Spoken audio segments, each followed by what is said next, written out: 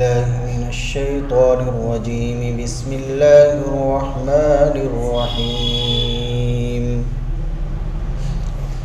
من يشفع شفاعة حسنة يكن له نصيب منها ومن يشفع شفاعة سيئة يكن له كفل منها وكان الله على كل شيء مقيتا. وإذا حييتم بتحية فحيوا بأحسن منها أو ردوها إن الله كان على كل شيء حسيبا.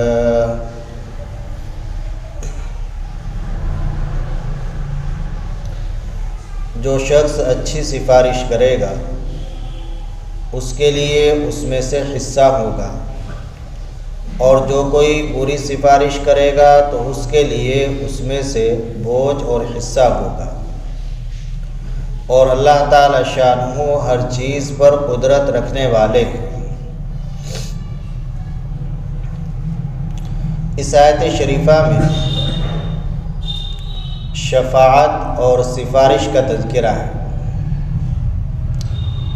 اور سفارش کی دو قسمیں بیان کی گئی ہیں، ایک اچھی سفارش اور دوسرے بری سفارش. اچھی سفارش کرنے کی وجہ سے آدمی عند اللہ ماجور ہوگا، اس پر اجر و ثواب اس کو ملے گا، اور بری سفارش کرنے کی وجہ سے انسان گناہ میں شریک ہوگا، گناہوں کا بوجھ اس کے ذمے ہوگا. اب سوال یہ ہے کہ اچھی سفارش کون سی ہے جس کے کرنے والے کو اجر و ثواب ملتا ہے، اور بری سفارش کون سی ہے جس کے کرنے والے پر گناہوں کا بوجھ لادا جاتا ہے. تو اچھی سفارش وہ ہے کہ جو جائز اور مشروع کام کی جائز طریقے کے مطابق کی جائے. جس کام کی سفارش کی جا رہی ہے، جس چیز کی سفارش کی جا رہی ہے، وہ کام جائز ہو، مشروع ہو، ناجائز اور غیر مشروع نہ ہو. پھر سفارش کرنے کا طریقہ جائز طریقہ ہو، شرعی طریقہ ہو، غیر شرعی طریقہ نہ ہو. جو سفارش ایسی نہیں ہوگی وہ بری سفارش ہوگی. سفارش گناہ کے کام کی ہے تو بری سفارش. جس طریقے سے گناہ کرنے والے کو عذاب ہوگا، سزا ملے گی، تو ایسے ہی گناہ کے کام کی سفارش کرنے والے کو بھی سزا ملے گی. اور اگر ہے تو جائز کام ہی، مشروع کام ہی، لیکن طریقہ اس کا جائز اختیار نہیں کر رہا ہے، ناجائز طریقہ، غیر شرعی طریقہ، خلاف حدیث طریقہ اختیار کر رہا ہے، تو پھر بھی اس پر گناہ ہوگا بجائے ثواب کے. آدمی کسی کی سفارش کرے اچھے کام میں. اصل شفاعت کا لفظ قرآن نے استعمال کیا ہے، عربی میں سفارش کو شفاعت کہتے ہیں. شفاعت کے معنی ہے ملانا، ملنا ملانا. شفعاء جوڑے کے لیے بولا جاتا ہے، جوڑے کے لیے، تو ملنا ملانے کو سفارش کہتے ہیں، شفاعت کہتے ہیں. سفارش میں بھی یہی ہوتا ہے. اس کی حقیقت یہی ہے کہ ایک آدمی ہے کہ جو بڑے آدمی سے کوئی کام اپنا کرانا چاہتا ہے، لیکن وہاں تک اس کی رسائی نہیں ہو سکتی، یا وہاں وہ اپنی بات پورے طریقے سے پیش نہیں کر سکتا اچھے طریقے سے. اب کسی انسان کے ذریعے وہ اپنی بات وہاں پہنچا دیتا ہے، وہ انسان اس کی بات اچھے طریقے سے وہاں پہنچا دیتا ہے، تو یہ سفارش ہے. تو پہلی بات تو یہ کہ سفارش کرنے والا، دوسرے کی بات آگے پہنچانے والا، کسی بڑے سے کہنے والا کہ اس کا یہ کام کر دیجئے، وہ یہ غور کر لے کہ جس کام کی میں سفارش کر رہا ہوں وہ کام جائز ہے یا نہیں. اگر جائز ہے تو تب تو قدم بڑھائے، اگر وہ کام ناجائز ہے، شریعت کے خلاف ہے، تو پھر اس کی بالکل سفارش نہ کریں. سفارش کرنے پر تبھی اجر ملے گا جب وہ کام جائز ہو۔ اگر وہ کام ناجائز ہے پھر اس کی سفارش کرنے پر اجر و ثواب نہیں ملے گا۔ کوئی آپ سے ناجائز کام کرانے کا مطالبہ کرنے لگے تو اس کی سفارش کرنا ناجائز ہوگا۔ دوسری بات یہ ضروری ہے کہ طریقہ بھی جائز ہونا چاہیے۔ سفارش کرنے والا بس دوسرے تک اس کی بات پہنچا دے اور اپنا مزاج یہ بنائے کہ اگر منظور ہو جاتی ہے تب بھی ٹھیک ہے، اور اگر بات منظور نہ ہو تو اس کو برا نہ مانے، سامنے والے پر کوئی دباؤ نہ بنائے۔ اگر دباؤ بنا رہا ہے سامنے والے پر تو پھر یہ شفاعت اور سفارش نہیں ہوگی بلکہ یہ اکرام، زبردستی ہوگی اور کسی کی مرضی کے خلاف کرنا ہوگا، اس کے اختیار کو چھیننا ہوگا، جو ایک طرح سے ظلم ہے، زیادتی ہے۔ یہ تو اس کو تکلیف پہنچانا ہوا سامنے والے کو، تو یہ طریقہ جائز نہیں ہے، یہ ناجائز طریقہ ہو گیا۔ تو جائز کام کی سفارش ہو اور جائز طریقے سے ہو۔ جائز طریقہ یہ ہے کہ آپ سامنے والے کو کہہ دیں اگر آپ کہہ سکتے ہیں، اور یہ اپنا مزاج بنا کے رکھے کہ اگر یہ کام نہیں ہوا تو میں برا نہیں ماننے کا، اور دباؤ بھی نہ اس پر بنائے۔ اگر دباؤ بنائیں گے تو پھر یہ اکراہ اور زبردستی ہو جائے گی، یہ سفارش نہیں ہوگی۔ اگر آپ کا یہ مزاج ہونا چاہیے کہ اگر انکار بھی کر دیا تب بھی مجھے کوئی برا نہیں لگے گا۔ حدیث شریف میں اس کی اصل اور دلیل موجود ہے۔ حضرت عائشہ رضی اللہ تعالی عنہا کی آزاد کردہ ایک کنیز تھی جن کا نام بریرہ، وہ نکاح میں تھی حضرت مغیث رضی اللہ تعالی عنہ کے۔ ایک صحابی ہیں حضرت مغیث رضی اللہ تعالی عنہ، ان کے نکاح میں تھی حضرت بریرہ۔ حضرت بریرہ، حضرت مغیث رضی اللہ تعالی عنہ شکل و صورت کے اعتبار سے بہت زیادہ اچھے نہیں تھے، کالے تھے۔ حضرت بریرہ رضی اللہ تعالی عنہ کو پسند نہیں تھے، تو حضرت بریرہ رضی اللہ عنہ نے ان سے طلاق حاصل کر لی، حضرت مغیث رضی اللہ عنہ سے۔ اب طلاق تو ہو گئی، لیکن طلاق کے بعد حضرت مغیث رضی اللہ عنہ بڑے بے چین اور پریشان ہوئے، اور حضرت بریرہ رضی اللہ عنہ کی محبت دل میں گھر کر چکی تھی، ایک عرصہ ساتھ گزر چکا تھا، تو پھر ان کی محبت میں پریشان رہا کرتے تھے اور روتے پھرتے تھے، اتنے روتے پھرتے تھے کہ ان کی داڑھی بھیتر ہو جاتی تھی۔ تو اللہ کے نبی صلی اللہ علیہ وسلم نے ان کی اس حالت اور کیفیت کو دیکھ کر ایک مرتبہ حضرت بریرہ رضی اللہ عنہ سے فرمایا کہ بریرہ تم مغیث کی حالت پر رحم کھاؤ اور انہی سے نکاح کر لو۔ تو حضرت بریرہ رضی اللہ تعالی عنہ نے عرض کیا، اے اللہ کے نبی، یہ بتلائیے یہ آپ کا حکم ہے یا آپ سفارش فرما رہے ہیں؟ اگر آپ کا حکم ہے تب تو سراخوں پر ہے، اور اگر آپ کا حکم نہیں ہے، محض آپ سفارش فرما رہے ہیں، تو پھر لا حاجت لی لہو، تو مجھے اس کی کوئی ضرورت نہیں ہے، یعنی مجھے وہ پسند نہیں۔ تو نبی پاک صلی اللہ علیہ وسلم نے فرمایا کہ نہیں، میرا حکم نہیں ہے۔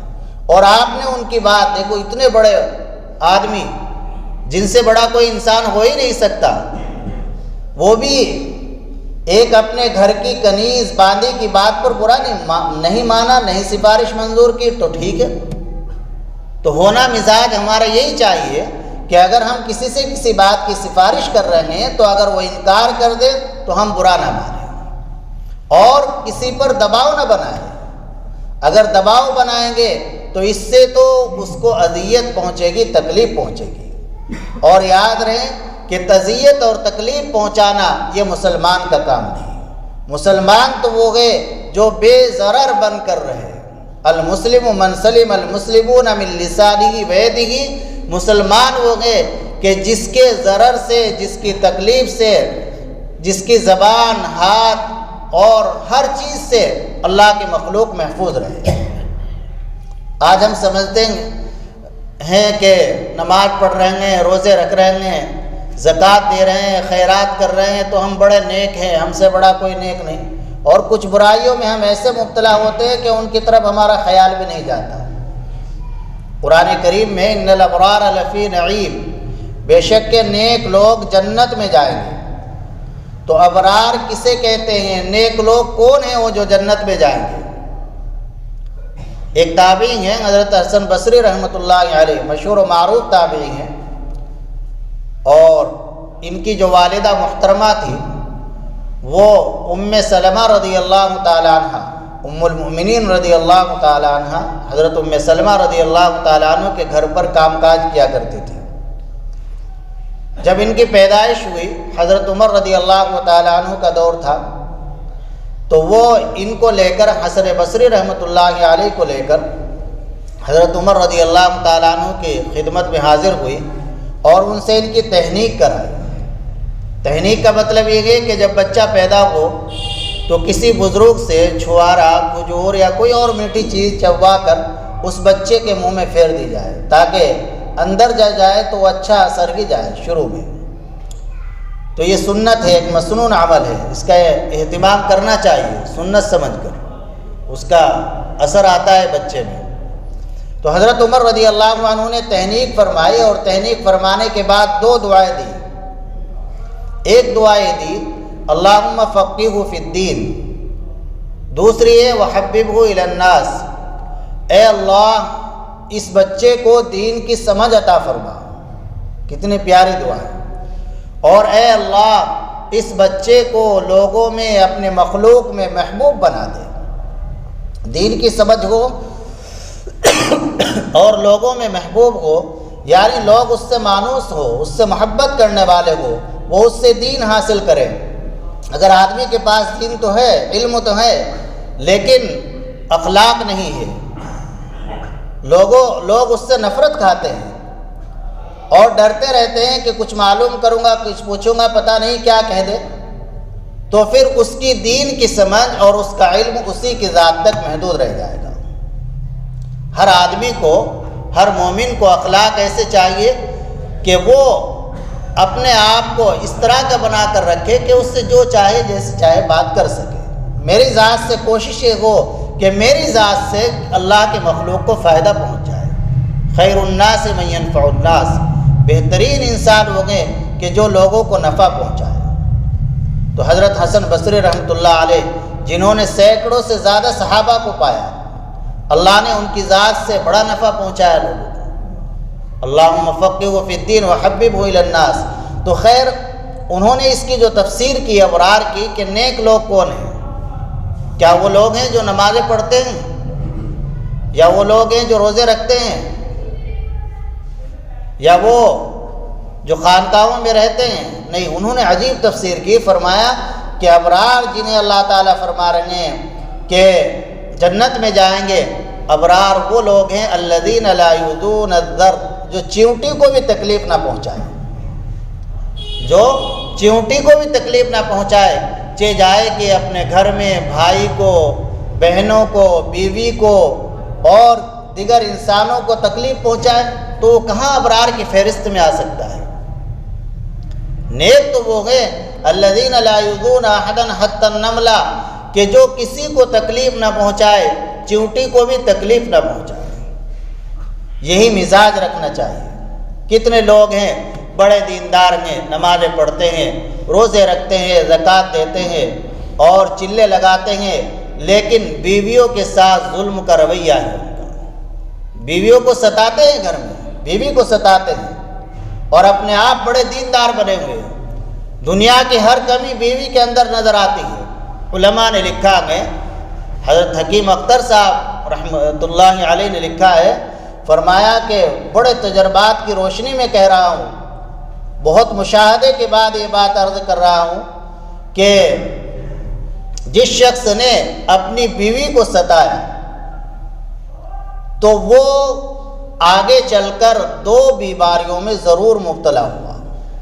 کان کھول کر سن لیں، جس نے بھی اپنی بیوی کو ستایا تو وہ دو بیماریوں میں ضرور مبتلا ہوا۔ حضرت فرماتے ہیں دنیا دیکھی ہوئی ان کی، بڑے اسفار ہوئے، بڑے اچھے خطابات ہیں ان کے، تو ایک تو یہ کہ ہم نے دیکھا کہ وہ کینسر میں مبتلا ہو گیا، یا پھر فالج میں مبتلا ہوا، تو سوچنے کی بات ہے۔ نیک لوگ تو وہ ہیں جو چیوٹی کو بھی تکلیف نہ پہنچائے، چہ جائے کہ اس انسان کو اور اس خاتون کو جو تمہاری دھوبن بھی ہے، بھنگن بھی ہے، اور تمہارا کچن کا بھی سب ذمہ داری سنبھالے ہوئے، سوچے تو ذرا، تو کیسے انسان کا اس طرح کی ملتی رہتی ہے شکایتیں کہ جی نماز بھی پڑھتا ہے، سب کچھ چلے بھی لگا رہا ہے، لیکن جب گھر میں داخل ہو تو بس خوخار کی طرح۔ طریقہ وہ ہونا چاہیے جو اپنے نبی کا طریقہ ہے۔ تو خیر، ان الابرار الذین لا یؤذون الزر، کہ جو کوئی تکلیف نہ پہنچائے۔ تو میں عرض کر رہا تھا کہ اگر سفارش بھی کرے تو اگر ہم کسی پر دباؤ بنائیں گے تو دباؤ بنانا یہ تو اس کو اذیت پہنچانا ہوا، تکلیف پہنچانا ہوا، تو آپ تو اس کام کو کہہ کر بری ہو جائیں۔ دو باتیں تو یہ ہو گئی۔ تیسری بات یہ، بعض لوگ ایسا کرتے ہیں کہ ٹھیک ہے ہم تمہاری سفارش کر دیں گے، لیکن سفارش کرنے پر اتنے پیسے لیں گے۔ تو یہ سفارش کرنے پر پیسے لینا یا اپنے کسی مقصد کو اس کے سامنے رکھ دینا، مثلا یہ ووٹ کا زمانہ ہے، الیکشن کا زمانہ، ٹھیک ہے تیرا ہم یہ کام کرا دیں گے سفارش کر کے، لیکن ووٹ ہمیں دینا پڑے گا، تو یہ رشوت ہے، حرام ہے، ناجائز ہے۔ تینوں باتیں۔ تو جائز کام کی سفارش کریں جب اجر ملے گا، اور دوسری بات یہ کہ جائز طریقے سے کرے، دباؤ نہ بنائے۔ تیسری بات یہ کہ صرف للہ فی اللہ کرے، اللہ کے لیے کرے، اپنا کوئی مقصد، اپنی کوئی غرض اس سے وابستہ نہ کرے۔ اگر یہ تینوں باتیں ہوں گی تب وہ اس شفاعت حسنہ کا مصداق بنے گا، اور اس پر اللہ تعالیٰ اس کو اجر عطا فرمائیں گے۔ اور اگر یہ باتیں نہیں ہیں یا ان میں سے کوئی ایک بات نہیں ہے تو پھر وہ شفاعت حسنہ نہیں بلکہ شفاعت سیئہ ہے، بری سفارش ہے، اور اس پر گناہ کا وبال ہوگا، گناہ کا بوجھ ہوگا۔ مثلا ناجائز کام کی سفارش کر رہا ہے یا ناجائز طریقے سے سفارش کر رہا ہے، دوسرے پر دباؤ بنا رہا ہے، یا سفارش کرنے کے بعد اس سے اپنا کوئی مقصد حل کر رہا ہے، تو ان تینوں صورتوں میں وہ سفارش بری سفارش بن جائے گی، اور پھر اس سفارش پر گناہ کا وبال ہوگا۔ آیت شریفہ کے آخر میں اللہ تعالیٰ نے فرمایا وَكَانَ اللَّهُ عَلَى كُلِّ شَيْءٍ مُقِيتًا، اللہ تعالیٰ ہر چیز پر قادر ہے۔ مقیت کے 3 ترجمے ہیں۔ نمبر 1 قادر، قدرت رکھنے والا۔ نمبر 2 نگراں۔ تیسرا ترجمہ ہے اس کا روزی دینے والا، رزق دینے والا۔ تو تینوں ترجمے یہاں پر فٹ بیٹھ جائیں گے۔ پہلے ترجمے کے اعتبار سے تو وَكَانَ اللَّهُ عَلَى كُلِّ شَيْءٍ مُقِيتًا کا مطلب یہ ہوگا اللہ تعالیٰ ہر چیز پر قادر ہے، یعنی اللہ تعالیٰ اچھی سفارش کرنے والے کو ثواب دینے پر اور بری سفارش کرنے والے کو اس کی سزا دینے پر قادر ہے۔ اللہ ہر چیز پر قادر ہے۔ جو آدمی بری سفارش کرے گا اللہ اس کو سزا دینے پر قادر ہے، اللہ اسے سزا دے سکتے ہیں۔ جو اچھی سفارش کرے گا اللہ اس کو خوب اجر و ثواب دینے پر قادر ہے، اللہ اسے خوب اجر و ثواب سے نوازے گا۔ دوسرا ترجمہ یہ ہے اس کا نگراں کا، اللہ تعالیٰ ہر چیز پر نگراں ہے، یعنی سفارش کرنے والا سوچ سمجھ کر سفارش کرے اور یہ ذہن میں رکھے کہ اللہ تعالیٰ اس کے دل کی کیفیت، اس کے دل کی نیت و ارادے کو بخوبی جانتے ہیں۔ اللہ جانتے ہیں کہ وہ کس نیت، کس ارادے سے سفارش کر رہا ہے، اپنے مقصد سے اور مفاد پرستی کے پیش نظر سفارش کر رہا ہے یا پھر اللہ کے لیے سفارش کر رہا ہے۔ حدیث شریف میں واللہ فی عون العبد ما کان العبد فی عون اخیہ، سفارش کرنے کی فضل کہ جب تک بندہ کسی بندے کے کام میں لگا رہتا ہے، اس کی مدد میں لگا رہتا ہے، اللہ بھی اپنے اس بندے کی مدد میں لگے رہتے ہیں۔ اور ایسے اللہ کے نبی نے فرمایا اشفعوا تؤجروا، کہ تم سفارش کر دو تمہیں اجر مل جائے گا۔ اللہ نے جو اس کے مقدر میں لکھ رکھا ہے مل کے اس کو وہی رہے گا۔ تم تو سفارش کر دو، اچھی سفارش تمہیں اس کا اجر مل جائے گا۔ تو یہ آدمی یہ نہ سوچے کہ کسی کو کیا پتہ چلے گا، میں اس سے معاملہ طے کر لوں، اور اپنے دل میں ارادہ رکھے سفارش کرتے وقت کہ کل کو میں اس سے یہ کام کہوں گا تو یہ کر دے گا۔ تو یاد رکھے کہ اللہ ہر چیز پر نگراں ہے، اللہ تمہاری نیتوں کو جان رہے ہیں، تمہارے ارادوں کو اللہ جان رہے ہیں کہ تم کس ارادے سے اس کی سفارش کر رہے ہو۔ اگر تمہارا ارادہ حسن اچھا ہوا تو تمہیں اجر و ثواب ملے گا، ورنہ پھر تمہیں اجر و ثواب نہیں ملے گا۔ تیسرا ترجمہ ہے اس کا رزق دینے والا، روزی دینے والا۔ اس صورت میں مطلب یہ ہوگا کہ تمہیں اگر کوئی سفارش کرنے کے لیے کہہ رہا ہے تو تم سفارش کر دو۔ روزی دینے والے، تقسیم کرنے والے اللہ نے، اس کے جو مقدر میں ہوگا وہ ہو کر رہ جائے گا۔ لیکن اگر تم سفارش کر سکتے ہو تو تم کر دو، اور انجام اس کا اللہ کے حوالے کر دو، جو کچھ کریں گے اللہ کریں گے۔ تو یہ پہلی آیت شریفہ تو سفارش سے متعلق تھی۔ تو سفارش کی یہ تفصیل آ گئی کہ سفارش دو طرح کی ہوتی ہے، ایک اچھی سفارش، ایک بری سفارش۔ اچھی سفارش کرنے والے کو اجر و ثواب ملتا ہے، اور بری سفارش کرنے والے کو گناہ ہوتا ہے، اس کا وبال ہوتا ہے۔ اب رہی یہ بات کہ اچھی سفارش کون سی ہے، تو اچھی سفارش ہو گئے جو جائز کام کی سفارش ہو، جائز طریقے سے ہو، اور اپنا کوئی مفاد نہ ہو، اللہ کے لیے ہو۔ بری سفارش ہو گئے جو ناجائز کام کی سفارش ہے، ناجائز طریقے سے دباؤ بنا کر کی جا رہی ہے، یا اپنا کوئی مقصد اس میں شامل کیا جا رہا ہے۔ وَإِذَا حُيِّيتُم بِتَحِيَّةٍ فَحَيُّوا بِأَحْسَنَ مِنْهَا أَوْ رُدُّوهَا إِنَّ اللَّهَ كَانَ عَلَى كُلِّ شَيْءٍ حَسِيبًا۔ یہ دوسرا حکم ہے کہ جب تم کو سلام کیا جائے تو جن الفاظ کے ساتھ تمہیں سلام کیا گیا ہے تم اس سے اچھے الفاظ کے ساتھ جواب دو، یا کم از کم انہی کو لوٹا دو۔ بے شک اللہ تعالیٰ ہر چیز کا حساب لینے والے ہیں۔ شروع میں جب تک اسلام کی تعلیمات نہیں آئی تھی تو جب عرب ایک دوسرے کو ملا کرتے تھے تو مختلف الفاظ میں مختلف الفاظ بولا کرتے تھے۔ حیاک اللہ، اللہ تجھے زندہ رکھے، انعم اللہ علیک، اللہ تجھ پر نعمتیں برسائے، انعم صباحا، صبح ملے کہ صبح نعمتوں کے ساتھ ہو، اس طرح کے الفاظ۔ بعد میں حکم اسلامی تعلیم آئی کہ جب ملاقات کرو ایک دوسرے سے تو السلام علیکم کہو۔ سلام یہ اللہ کے اسماء حسنہ میں سے ہے۔ السلام علیکم کا مطلب یہ ہے کہ تم تمام شرور و فتن سے، تمام مصیبتوں سے، بلاؤں سے محفوظ ہو۔ یہ دعا ہے، کتنی پیاری دعا ہے۔ اس میں یہ بھی داخل ہے کہ تم میرے سے بھی امن میں ہو، انک آمن منی، تم میرے سے بھی امن میں ہے، یعنی مجھ سے بے پرواہ ہو جا، میری ذات سے تجھے کوئی اذیت تکلیف نہیں پہنچے گی، یہ بھی داخل ہے۔ تو آدمی کو سوچ کر سلام کرنا چاہیے۔ اللہ کا نام ہے السلام علیکم، ہم نے ایک فیشن سا بنا لیا، ہم سوچیں یہ سب کہ ہم کیا کہہ رہے ہیں۔ السلام علیکم ایک تو اللہ کا نام ہے مستقل، ادب احترام کے ساتھ خوب ادائیگی کر کے السلام علیکم، اس طرح نہیں، اچھی طرح السلام علیکم، اللہ کا نام لے رہے ہیں، اللہ کا نام ہے، اللہ کی یاد دہانی ہے، اور یہ بھی ہے کہ ہم اس کو ایک دعا دے رہے ہیں، ایسی قیمتی دعا کہ اللہ تعالیٰ تمہیں ہر برائی سے، ہر مصیبت سے محفوظ رکھے۔ اسلامی تعلیم۔ پھر سلام کی ہماری اسلامی تعلیم میں بڑی ہدایت اور بڑا زور، بڑی تاکید آئی ہے سلام کو عام کرنے کی۔ اللہ کے نبی صلی اللہ علیہ وسلم نے ایک روایت میں 3 چیزیں ایسی بیان فرمائی ہے جن سے انسان کے درجات بلند ہوتے ہیں۔ ایک چیز ہے افشاء السلام، سلام کو عام کرنا، سلام کو عام کرنا۔ دوسری ہے اطعام الطعام، کھانا کھلانا، اور تیسری ہے الصلاۃ باللیل والناس نیام، رات میں تہجد پڑھنا۔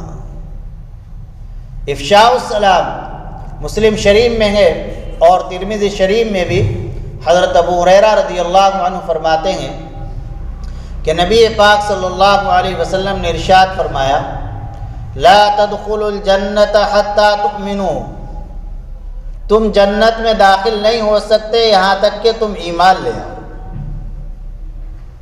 ولا تؤمنوا حتی تحابوا، اور تم اس وقت تک مومن کامل نہیں بن سکتے جب تک کہ آپس میں محبت کرنے والے نہ بن جاؤ۔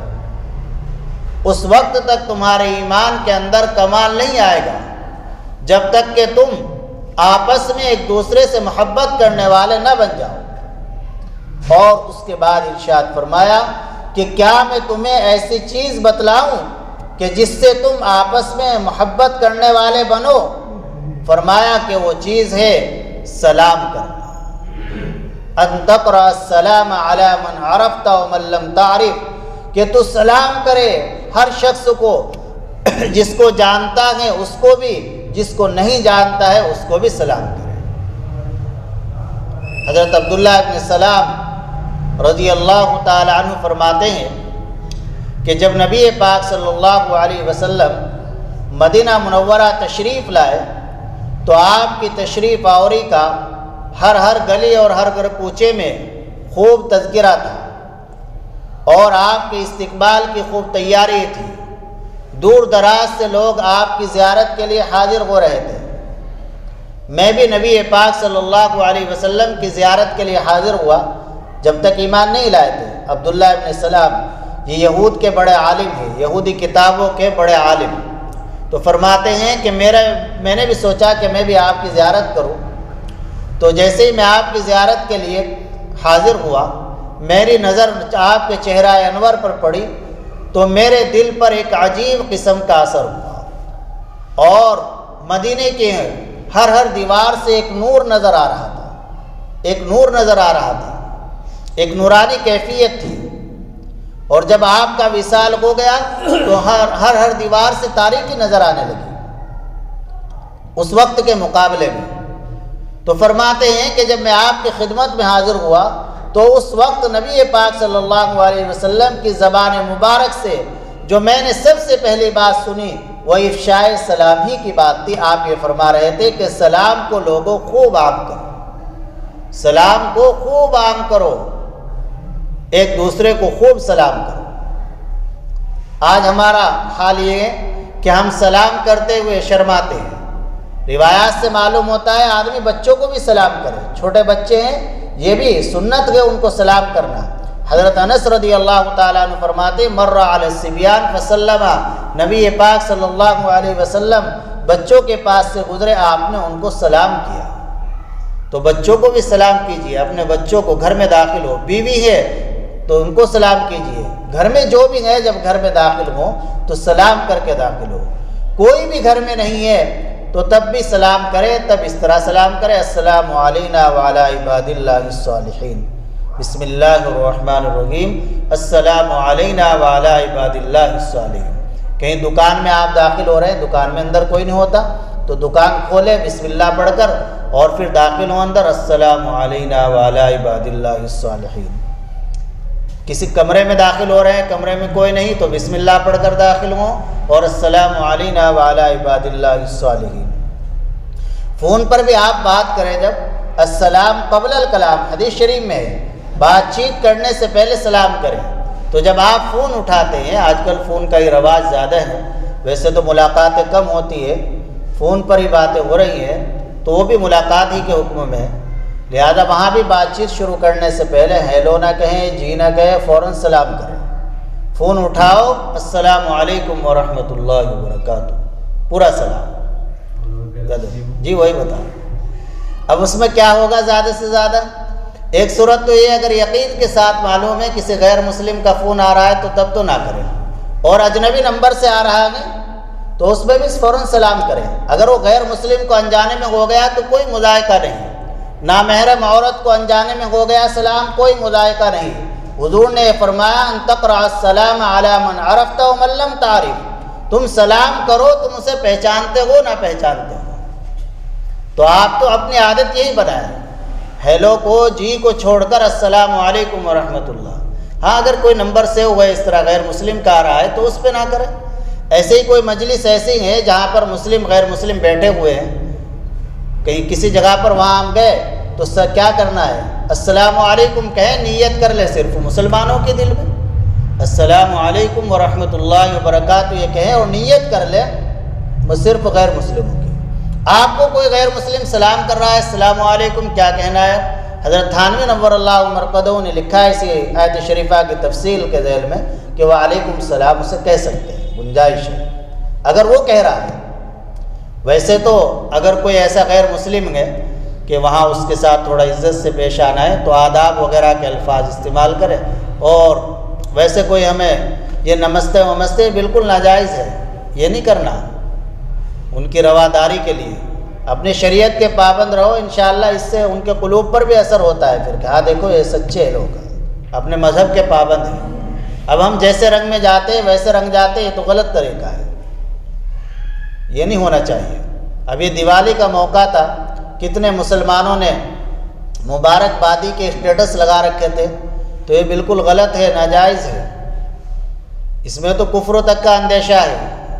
اگر دل سے اس کو اچھا سمجھ رہا ہے آدمی تو کفر کا اندیشہ ہے، اللہ معاف کرے۔ مبارکبادی دینا اور اس طرح کے اسٹیٹس لگانا یہ مسلمان کے لیے بالکل ناجائز ہے، لہذا اس سے اعتراض کریں۔ پھر سلام کیسے کرنا ہے؟ قرآن کی آیت شریفہ بتلا رہی ہے کہ جب تمہیں سلام کیا جائے تو جن الفاظ کے ساتھ سلام ہو رہا ہے تو ان الفاظ سے اچھے الفاظ میں جواب دو۔ حضرت عمران بن حسین رضی اللہ عنہ ایک صحابی ہیں، فرماتے ہیں نبی پاک صلی اللہ علیہ وسلم کے پاس ایک شخص آئے، انہوں نے آپ کو سلام کیا، السلام علیکم، آپ نے فرمایا وعلیکم السلام ورحمۃ اللہ۔ پھر دوسرا آیا السلام علیکم ورحمۃ اللہ، آپ نے ان کو فرمایا وعلیکم السلام ورحمۃ اللہ وبرکاتہ۔ تو اگر کسی نے پورا سلام کیا تو ہمیں اس کے جواب میں پورا ہے۔ اب پورا سلام کرنے کا فائدہ یہ کہ 30 نیکی ملتی ہے، السلام علیکم ورحمۃ اللہ وبرکاتہ، 30 نیکیاں۔ جواب دینے والے کو بھی کم از کم 30 تو ملے گی، زیادہ بھی مل سکتی ہے، چونکہ سلام کرنا سنت ہے اور جواب دینا واجب ہے، تو واجب کا درجہ بڑھا ہوا ہے، ممکن ہے اللہ تعالیٰ اس کو اور زیادہ دے دے کچھ، لیکن 30 تو پکی ہے۔ تو اگر آپ مسجد سے نکلے اور گھر تک آپ نے 10 آدمیوں کو سلام کر لیا یا 10 کے سلام کا جواب دے دیا، 5 کا جواب دے دیا، 5 کا سلام، تو دیکھو 300 نیکیاں فری میں مل رہی، 300 نیکیاں۔ اور فون تو دن بھر میں سینکڑوں آتے ہیں، سینکڑوں مرتبہ السلام علیکم، تو ہزاروں کی تعداد میں نیکیاں کھو رہے ہیں، لہذا فون پر بھی عادت بنائے السلام علیکم ورحمۃ اللہ وبرکاتہ، یہی کہنے کی لکھا ہے علماء نے، فون اٹھاؤ تو یہ السلام علیکم ورحمۃ اللہ۔ اللہ ہم سب کو عمل کی توفیق عطا فرمائے۔ الحمدللہ رب العالمین والصلاة والسلام علی سید الانبیاء والمرسلین وعلی آلہ وصحبہ اجمعین۔ ربنا ظلمنا انفسنا وإن لم تغفر لنا وترحمنا لنكونن من الخاسرین۔ ربنا آتنا في الدنيا حسنة وفي الآخرة حسنة وقنا عذاب النار وقنا عذاب القبر وقنا عذاب الحشر وقنا عذاب الدين وقنا من فتنة المحيا والممات۔ اللهم وفقنا لما تحب وترضى، اللهم زدنا ولا تنقصنا، وأكرمنا ولا تهنا، وأعطنا ولا تحرمنا، وآثرنا ولا تؤثر علينا، وارضنا وارض عنا۔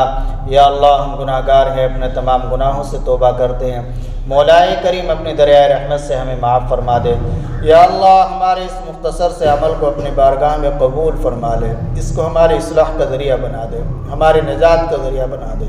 قرآن و حدیث کی اللہ ہمیں صحیح فہم نصیب فرما، صحیح سمجھ نصیب فرما، صلاحیت و طاقت عطا فرما۔ یا اللہ ہماری نسلوں کو بھی اس خدمت کے لیے قبول فرما لے، حاضرین کے جائز مقاصد کو پورا فرما، پریشانیوں سے نجات نصیب فرما۔ یا اللہ ہمیں شریعت کے مطابق زندگی گزارنے کی توفیق نصیب فرما۔ یا اللہ ہماری دعا کو اپنے فضل و کرم سے قبول فرما۔ صلی اللہ تعالیٰ علیہ خیر۔ 1-2 ہفتے پہلے انہوں نے مسئلہ معلوم کیا تھا منڈھے کا، تو منڈھا یہ شریعت میں تو اس کا کوئی ثبوت نہیں ہے۔ منڈھا کہتے ہیں شادی سے پہلے کی دعوت کو، شادی ہوئی نہیں، شادی کل کو ہونے والی ہے، کل نکاح ہوگا، آج دعوتیں کی جا رہی ہے، تو ایک صورت تو یہ ہے کہ صرف اسی دعوت پر اکتفا کیا جائے، یہ منڈھا ہو گیا۔ شریعت میں جو ثبوت ہے ولیمے کا ہے، لیکن عام طور سے جو ہوتا ہے وہ ایسا ہوتا ہے کہ ولیمہ کرتے ہیں اور ایک دن پہلے کچھ مہمان آتے ہیں، تو ان مہمانوں کی ضیافت کے لیے تو کھانا بنانا ہی، تو 2-4 محلے پڑوس والوں کو بھی کہہ دیا، تو اس کو منڈھا نہیں کہیں گے، منڈا تو جب ہے جب وہ ولیمے کو چھوڑ کر یہ، ہاں اس کو ایسا نہ ہو کہ پوری برادری کو بھی اس میں بھی نوتا جا رہا پھر آگے بھی، تو یہ تو ایک ایسی چیز جو شریعت میں نہیں ہے، محض ایک رسمی چیز ہے، اس کا التزام ہو جائے گا۔ اور آپ میں تو اتنی گنجائش ہے، آپ اتنا بڑا پروگرام 2 3 کر سکتے ہو، لیکن دوسروں کے لیے پھر پریشانی کا سبب بن جائے گا۔ وہ دوسرے جو آتے ہوئے بھی ذرا ہچکچائیں گے، یار جائیں گے کل کو بلانے بھی پڑیں گے، تو اولاً تو کرو ہی نہ دعوت، بس صرف مہمانوں کے لیے بناؤ، باقی اور کے محلے والوں کی، پڑوس والوں کی، رشتہ دار جو اور ہیں دور پار کے رشتہ دار جو قریبی ہیں وہی تو آتے ہیں، تو ان کے ولیمے کی دعوت کرو، ولیمے کی دعوت ہے سر۔ اس میں تو جو بیٹی بہن آ گئی بس ان کے لیے کھانا بنتا ہے، اسے منڈا کہو ہی کیوں، منڈا ہی نہیں، وہ منڈا تو جب ہے جب اس دعوت کو کینسل کر کے بس اسی دعوت پر اکتفا، شادی سے پہلے۔ تو اگر اس طرح کی دعوت ہے تو اس میں جانے سے احتیاط کرنی چاہیے، باقی بالکل حرام اور اتنا سخت حکم لگانا ہے، ایک رسمی دعوت ہے۔